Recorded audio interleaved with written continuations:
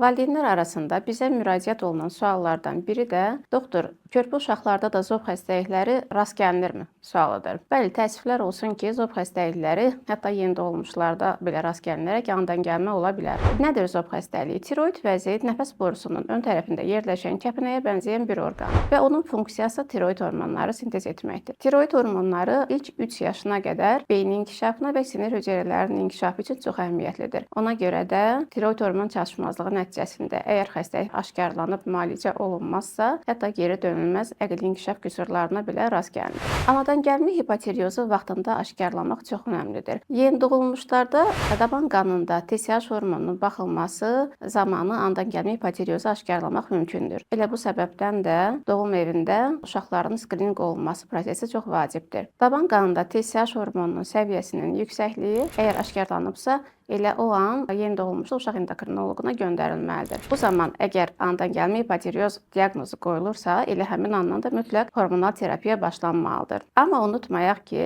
hər TSH yüksəkliyi anadan gəlmə hipotireoz demək deyildir. Bəzən izləm sırasında TSH öz-özündən belə normaya düşə bilər.